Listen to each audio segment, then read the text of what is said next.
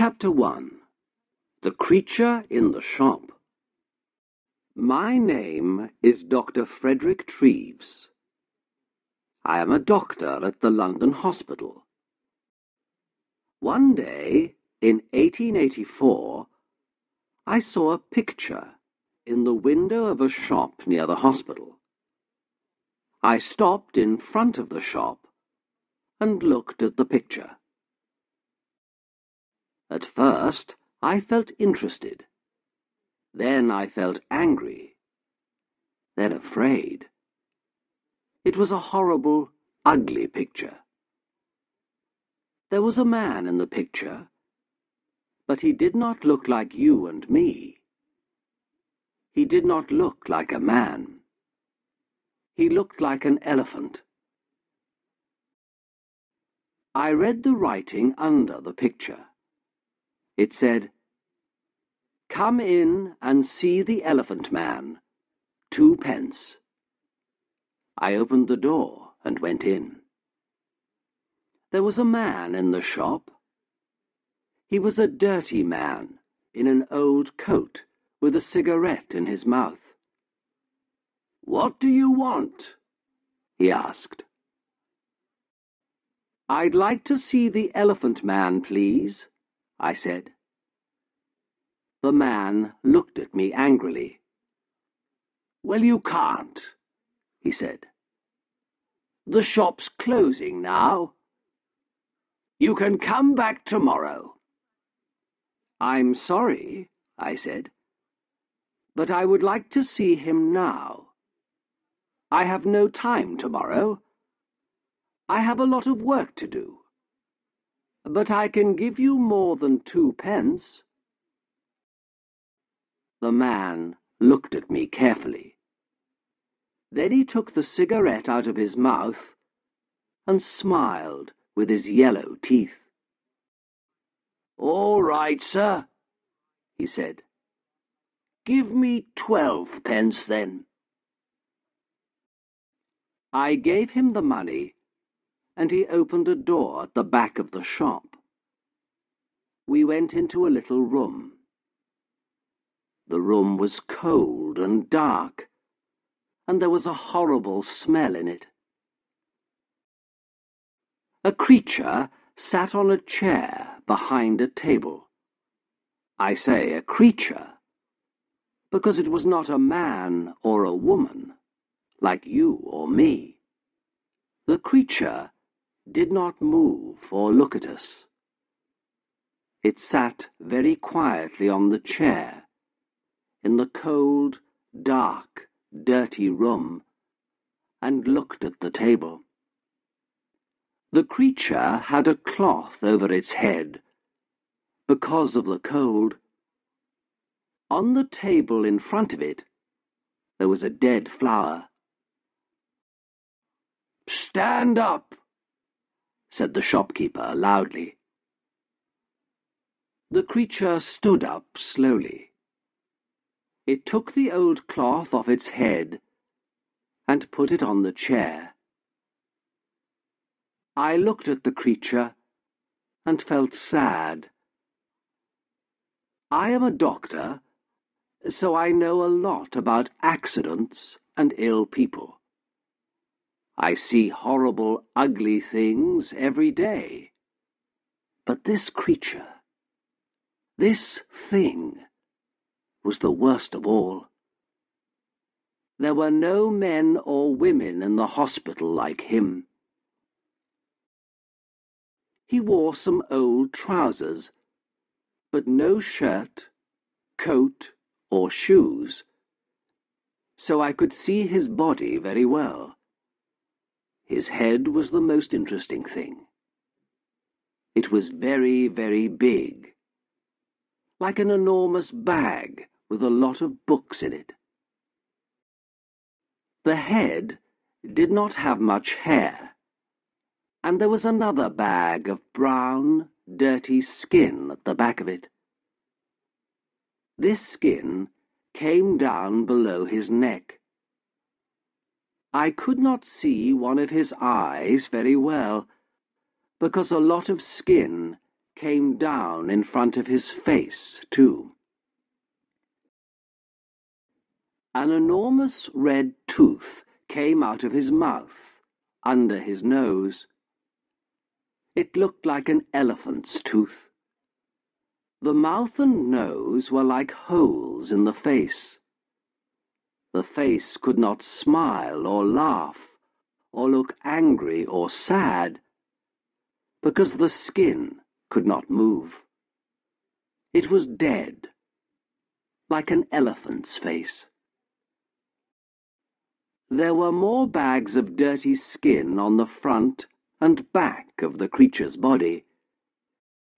These bags came down to his legs. The right arm was enormous, and there were bags of skin on it, too. The right hand was like a man's foot. But the left hand, the left arm and the left hand were beautiful.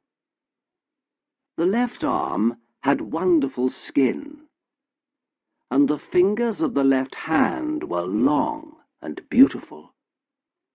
It was like a young woman's hand.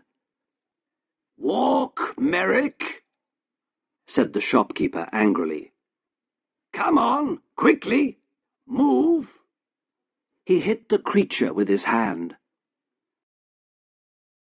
Slowly, the creature walked across the room, but he could not walk well. His legs were very big and fat, and he had a bad back. He could not walk far without a stick. "All right, thank you," I said. "Let him sit down. I don't want to see any more." I felt ill, and the smell in the room was very bad. "Yes, sir," said the shopkeeper. "Sit down, Merrick." We went out of the room and closed the door. The shopkeeper smiled at me with his yellow teeth. "Wonderful, sir, isn't it?" he said. "The best elephant man in England. Hundreds of people come to see him, you know. Hundreds. I take him all over the country, I do." "Yes, very interesting," I said. "Can I sit down?" "Yes, sir, of course. Here's a chair." He looked at me, smiling. "Would you like a glass of water, sir?" "Yes, please," I said. Then I looked at the things in the dirty shop. There were 2 or 3 bad apples, and some old black bananas. That was all. No. No, thank you. I'm all right," I said.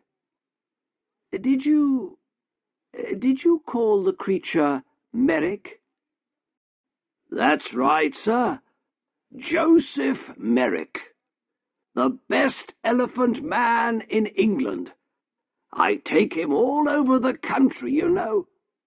Lots of people want to see him." "Yes, I see. Do you get a lot of money?" "Well, sometimes we do, sir, yes. But it's difficult, you see, sir, because of the police. The police don't like us, you see, sir. So we can't stay in a town very long. We usually move every week." "Yes, I see. Well, anyway, Mr. Silcock, sir. Simon Silcock." "Yes, well, Mr. Silcock, I'm a doctor at the London Hospital. My name is Dr. Treves. I think this man, Joseph Merrick, is very interesting, and I would like to see him at the hospital. I want to look at him more carefully, you see." "Yes, sir, I see. But how can he get to the hospital? It's going to be difficult. Why, man? The hospital's not far from here. Well, yes, sir. I know. But you see, Merrick can't walk very well. He needs help. You can come with him. Do you want more money? Is that it? Well, yes, sir, I do. But you see, people are afraid of him, too. In the road, little boys always run after him and hit him. Then the police get angry, because people are afraid. Sometimes they take us to prison. I see, I said. Well, how can he come to the hospital then? Bring a cab, sir, said Silcock. You can take him to the hospital in a cab. Chapter 2. The Card. So next day, at 7 o'clock, I came to the shop in a cab. There were not very many people in the road, because it was early in the morning. In November, it is dark at 7 o'clock in the morning, and I could not see the shop very well. I waited 5 minutes. A postman walked past. Then the door of the shop opened, and the creature, Merrick, came out.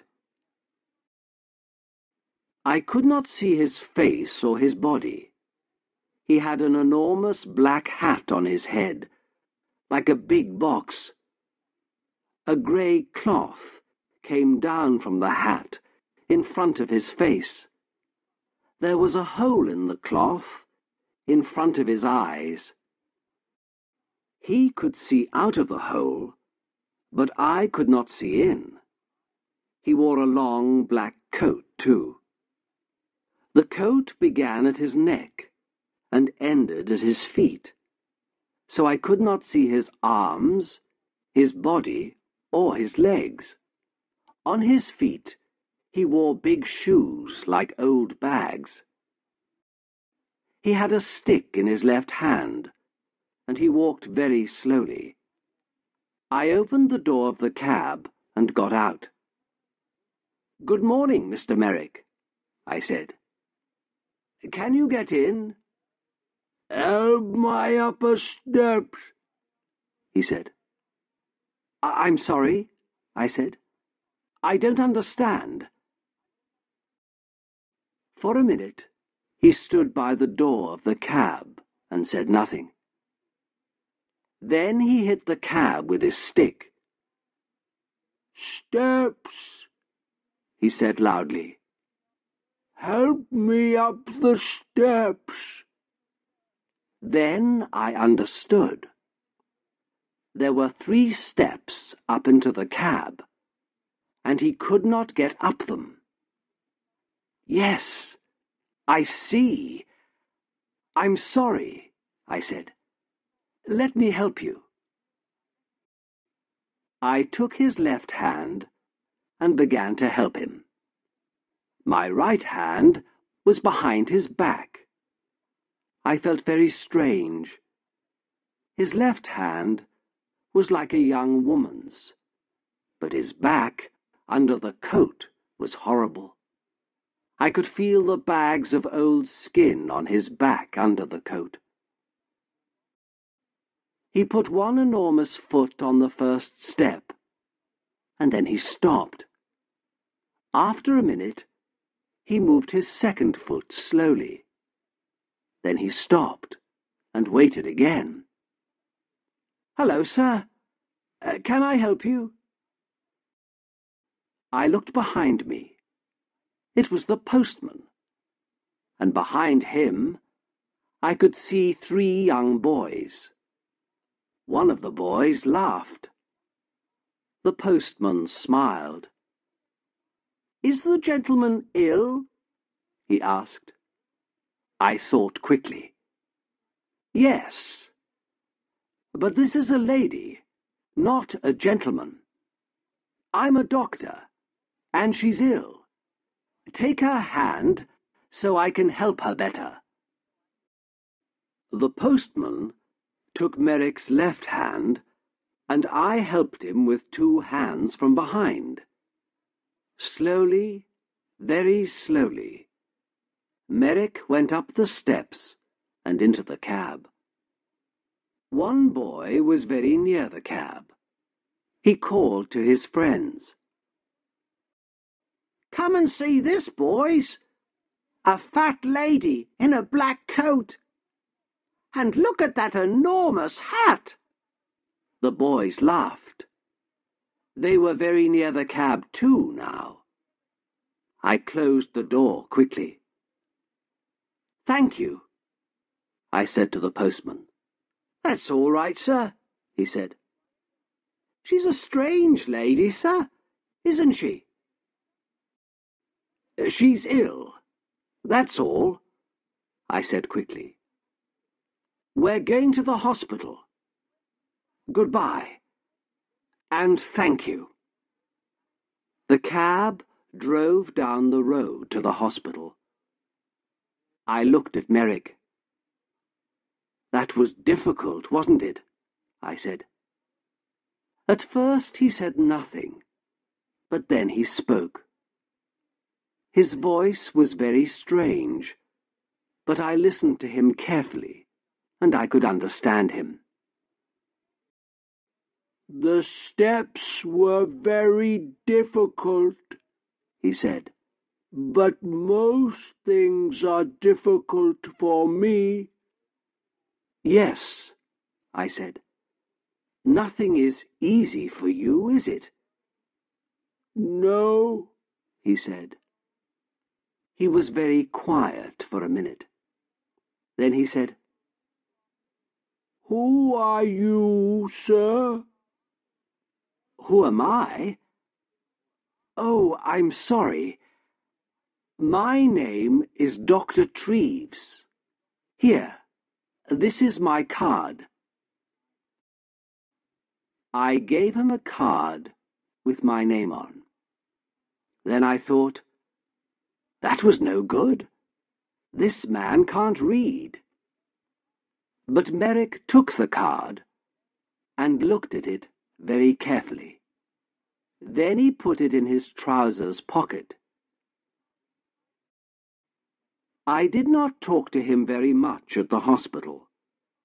I looked at his head and arms and legs and body very carefully.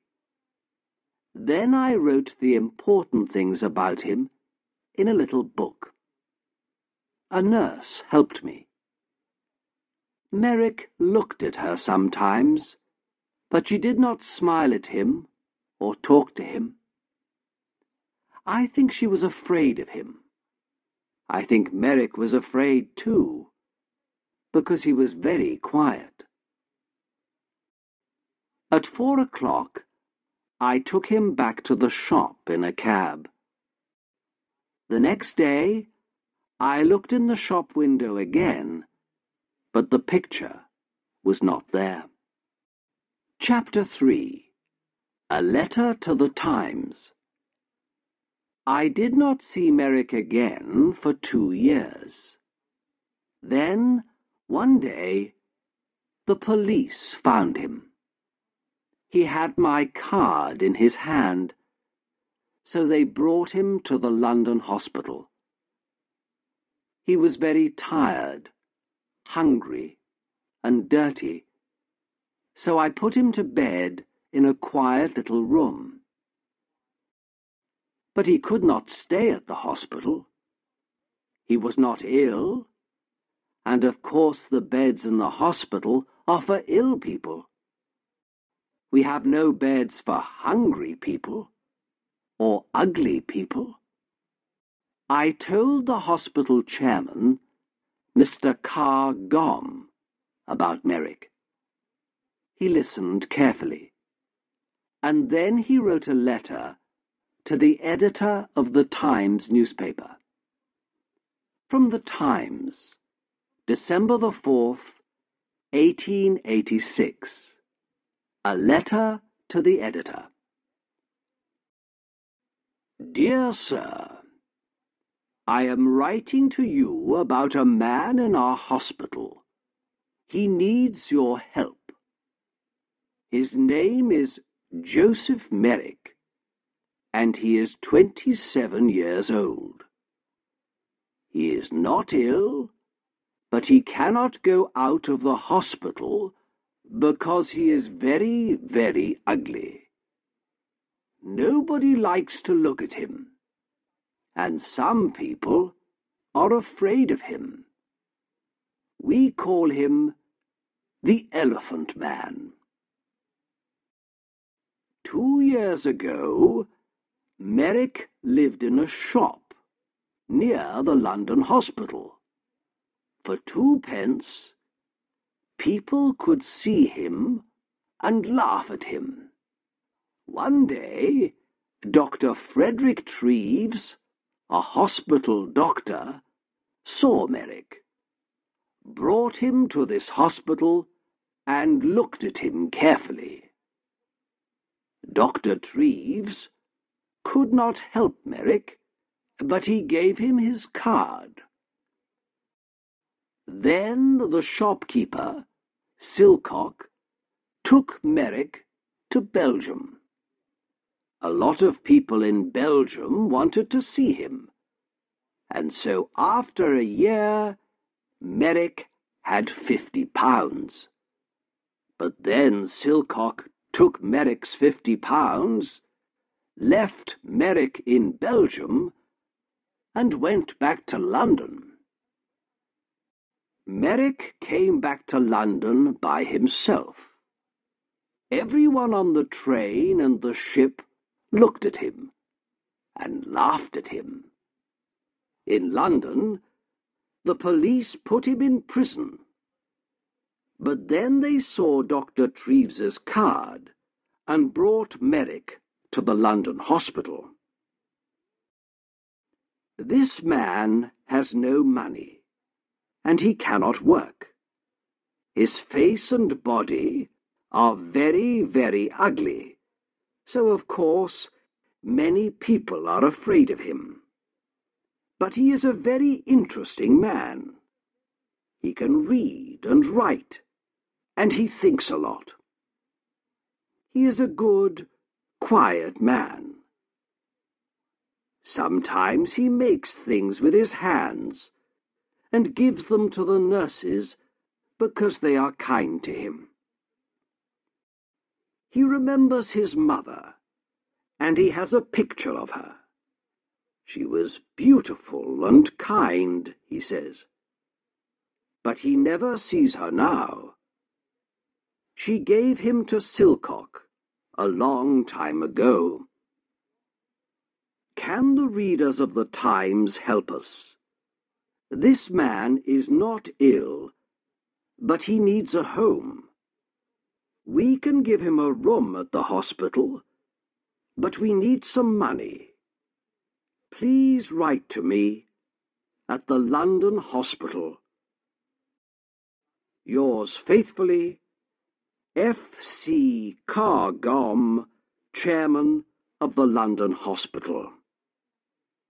The readers of the Times are very kind people. They gave us a lot of money. After 1 week, we had £50,000, so Merrick could live in the hospital for all his life. We could give him a home. Chapter 4. Merrick's First Home. We gave Merrick 2 rooms at the back of the hospital. One room was a bathroom, so he could have a bath every day. Soon his skin was much better, and there was no horrible smell. The second room had a bed, table, and chairs. I visited him every day and talked to him. He loved reading and talking about books. At first, he did not know many books. The Bible and 1 or 2 newspapers, that's all. But I gave him some books of love stories, and he liked them very much. He read them again and again, and talked about them often. For him, the men and women in these books were alive, like you and me. He was very happy. But sometimes it was difficult for him. At first, 1 or 2 people in the hospital laughed at Merrick because he was ugly. Sometimes they brought their friends to look at him. One day, a new nurse came to the hospital, and nobody told her about Merrick. She took his food to his room and opened the door. Then she saw him. She screamed, dropped the food on the floor, and ran out of the room. I was very angry with the nurse and went to see Merrick. He was not happy about it, but he was not very angry. I think he felt sorry for the girl. "People don't like looking at me. I know that, Dr. Treves," he said. "They usually laugh or scream." "Well, I don't want nurses to laugh at you, Joseph," I said angrily. "I want them to help you."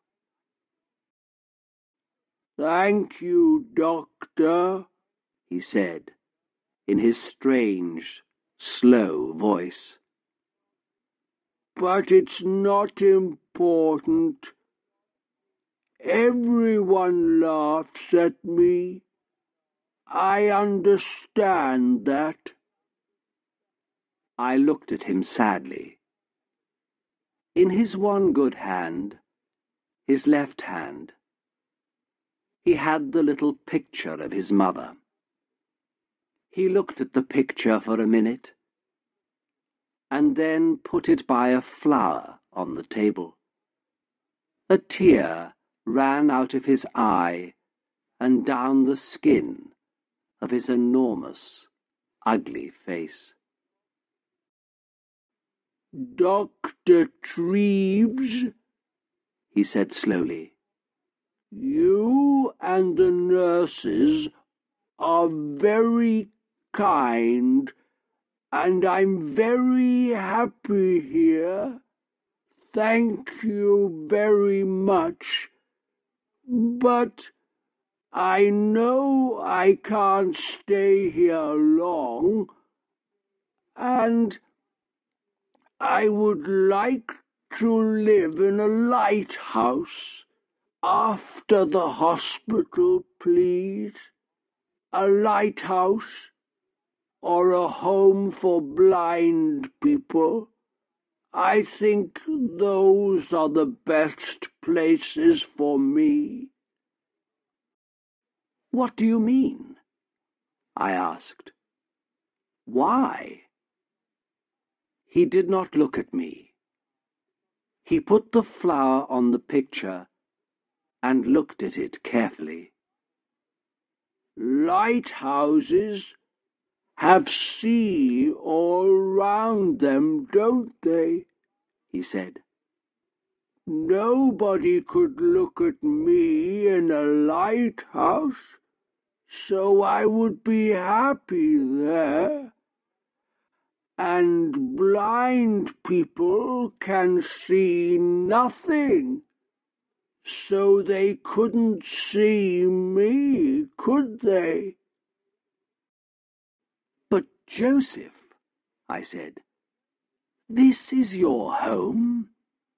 You live here now. You aren't going to leave the hospital." "Not today, perhaps," he said. but soon. You are a kind man, Dr. Treves, but I can't stay here very long. I have no money. I smiled. Joseph, I said, this is your home now. Don't you understand? You can stay here all your life. Very carefully, I told him about the letter to the Times and the money. I don't think he understood at first, so I told him again. He was very quiet for a minute. Then he stood up and walked up and down the room very quickly. A strange sound came from him, like laughing. Chapter 5. An Important Visitor. I did not want Merrick to live by himself, like a man in a lighthouse. He read his books and talked to me, but I wanted him to talk to more people. And I wanted him to talk to women. Merrick read about women in his books, but he did not often talk to women. He met the nurses every day, but they did not talk to him very much. For them, he was always a creature, not a man. One day, one of my friends, a beautiful young woman, came to the hospital. I told her about Merrick and took her to his room. She opened the door and smiled at him. "Good morning, Mr. Merrick," she said. Then she shook his hand. Merrick looked at her for a minute, with his mouth open. Then he sat down on his bed, with his head in his hand, and cried. He cried for nearly 5 minutes. The tears ran down his face, between his fingers, and onto the floor. My friend sat on the bed beside him and put her hand on his arm. She said nothing, but she smiled at him and shook his hand again before she left. "Dr. Treves," he said to me that night, "that lady was wonderful. My mother smiled at me once, many years ago, but no women smile at me now. But this lady smiled at me too, and she shook my hand. A beautiful lady smiled at me and shook my hand." My young lady friend came again the next week and talked to Merrick for half an hour. The week after that, she came again with a friend. They gave him some books and had a cup of tea with him. It was wonderful for him. For the first time in his life, he had some friends. He was a very happy man. He sat in his room and read his books and said no more about living on a lighthouse. People began to read about Merrick in the newspapers, so he had a lot of visitors. Everybody wanted to see him. A lot of important ladies and gentlemen visited him. They smiled at him, shook his hand, and gave him books. Merrick liked talking to these people, and he began to forget about his ugly body. His visitors never laughed at him. He began to feel like a man, not a creature. One wonderful day, a very important lady came to the hospital to visit him. I met the lady and took her to his room. Then I opened the door and smiled at him. "Good morning, Joseph," I said. "There is a new visitor to see you today, a very famous lady." Merrick stood up beside his table. He did not smile, because his face could not smile, but his eyes looked happy. "That's good," he said. "Who is it?" I moved away from the door, and the visitor walked in. "Your Majesty, this is Joseph Merrick," I said.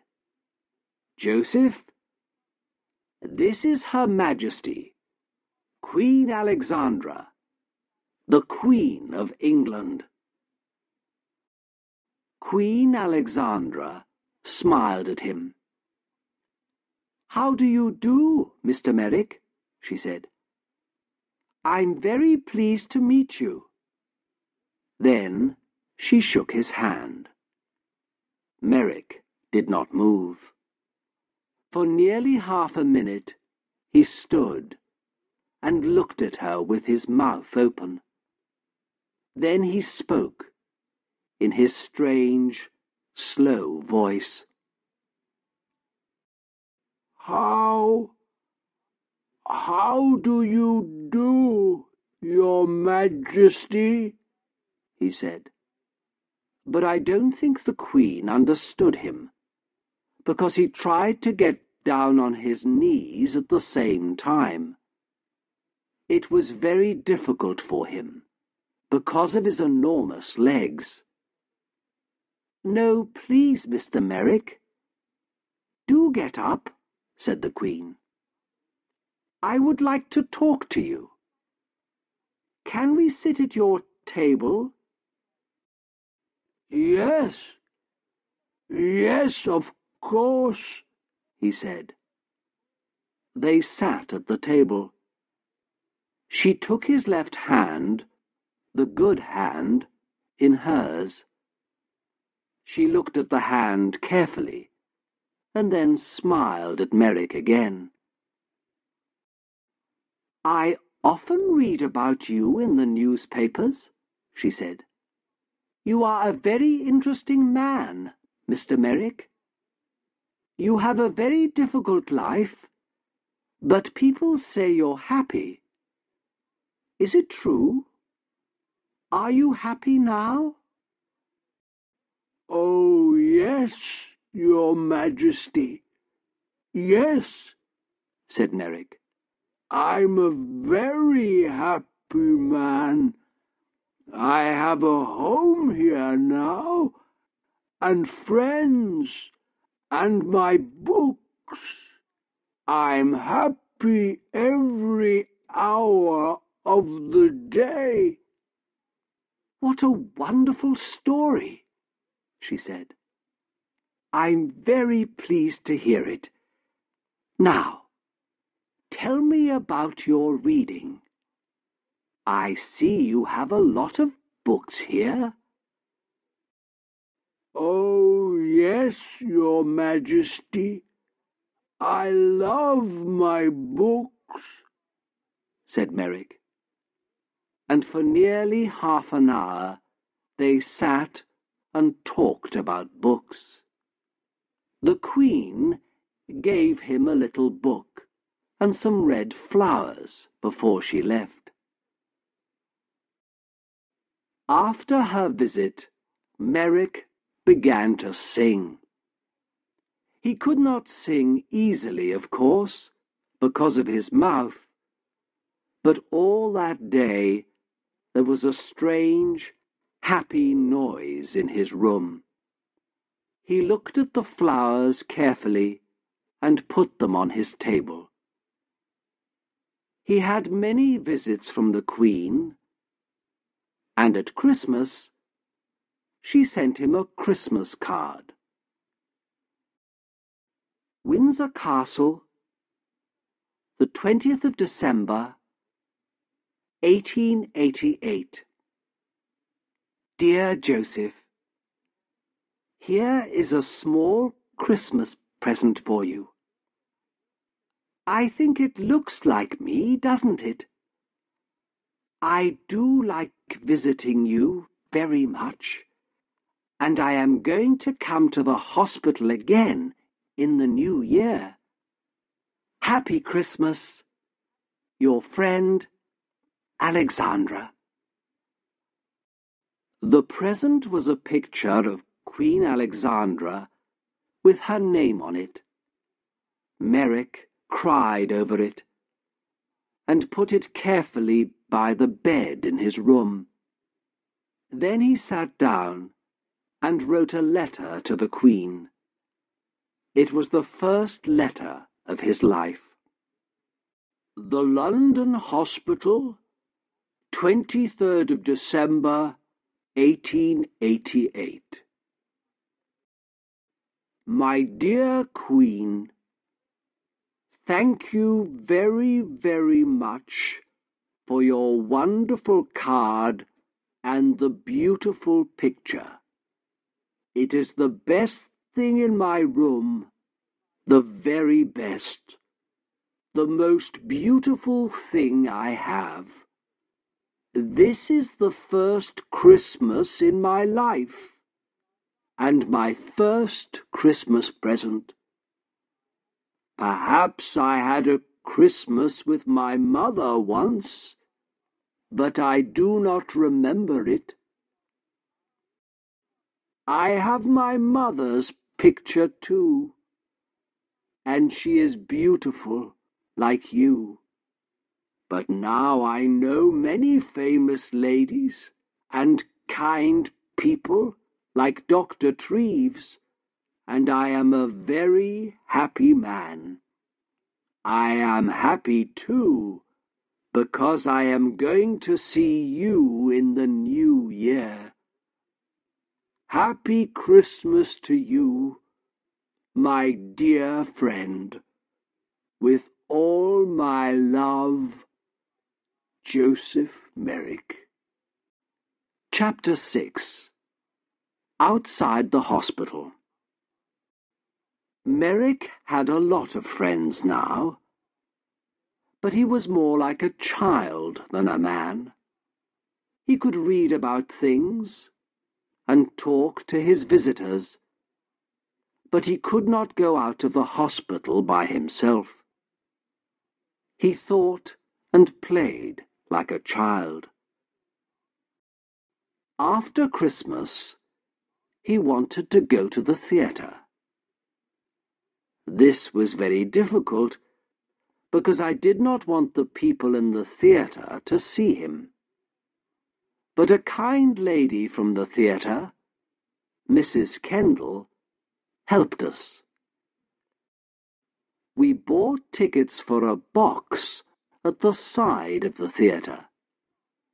We went to the theatre in a cab with dark windows, and we went into the theatre by a door at the back, the Queen's door. Nobody saw us. 3 nurses sat at the front of the box, and Merrick and I sat in the dark behind them. Nobody in the theatre could see us, but we could see the play.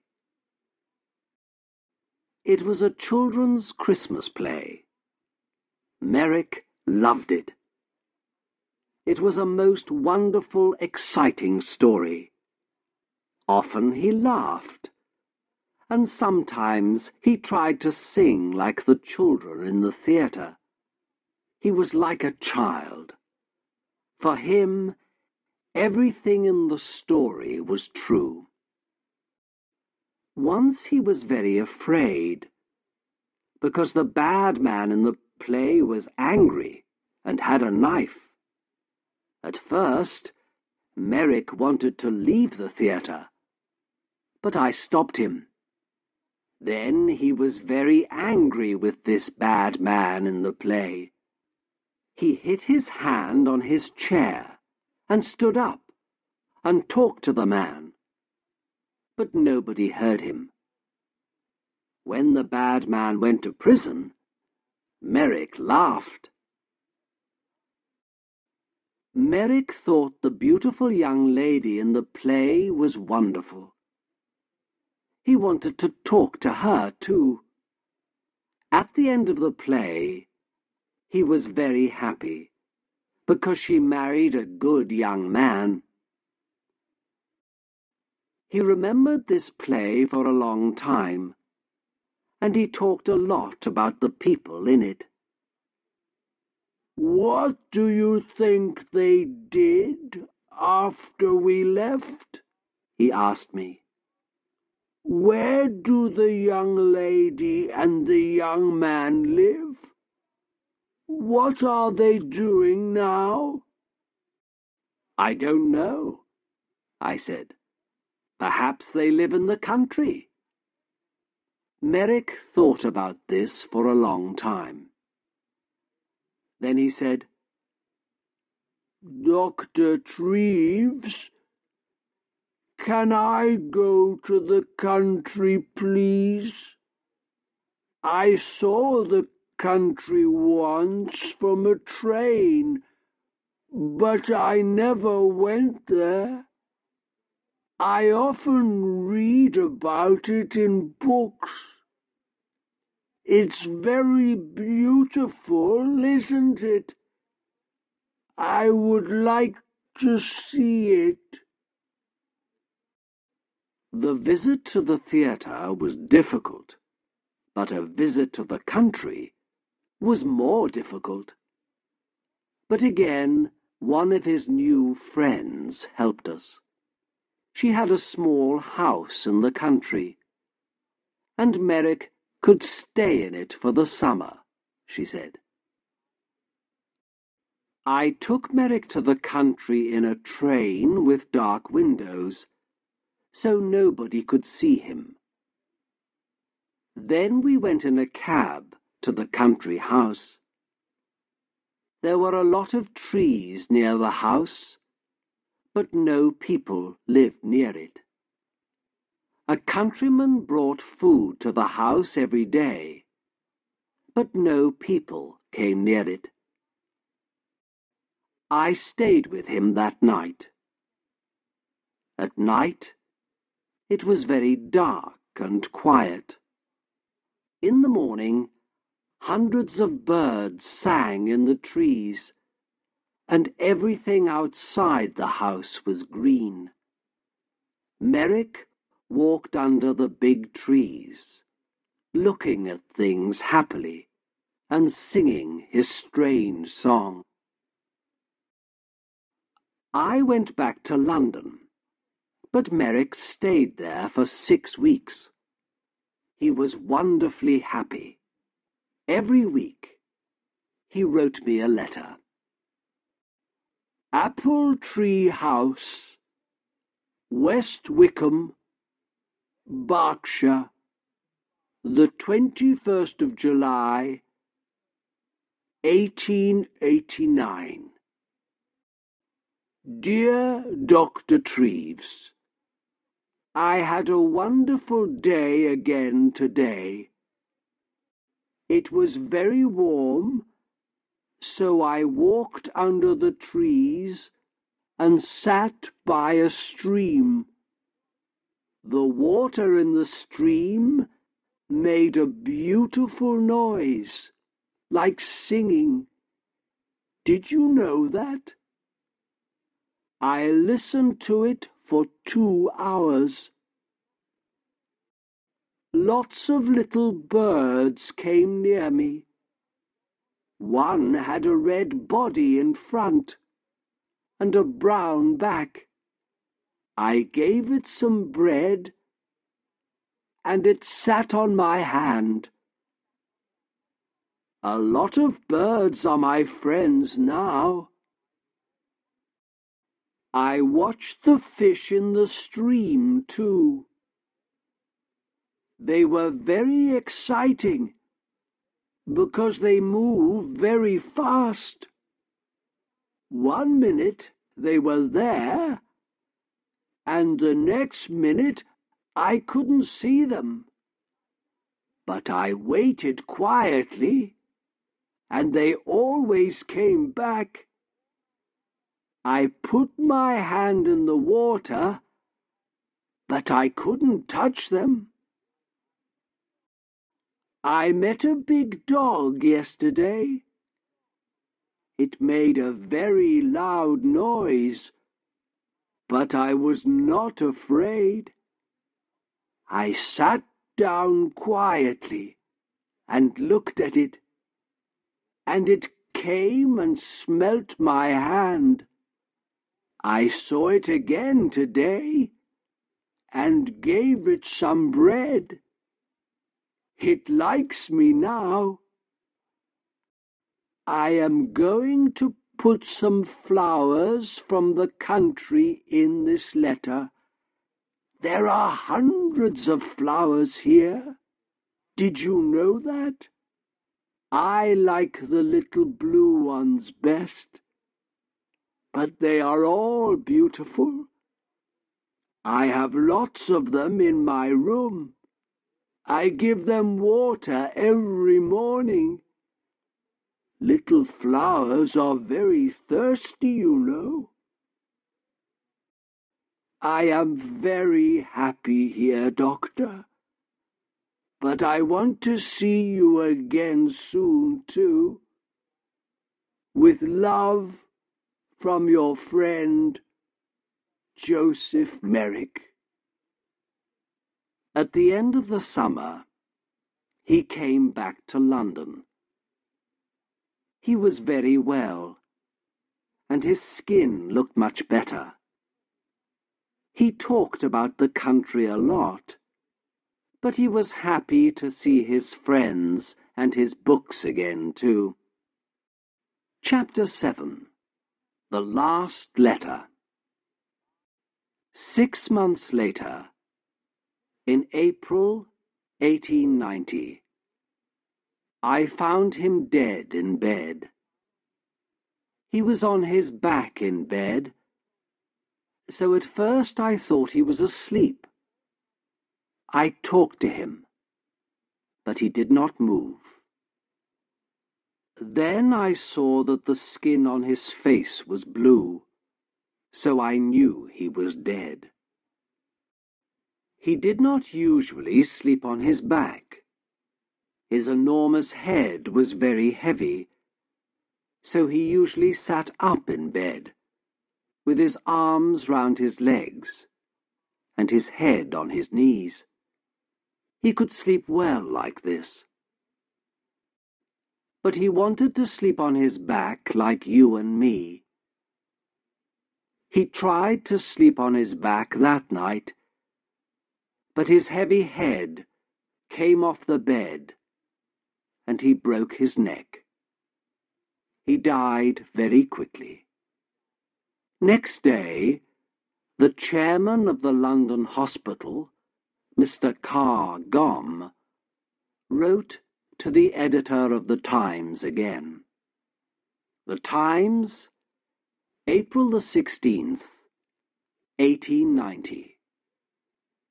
Dear Sir, 3.5 years ago, I wrote to you about a man called Joseph Merrick.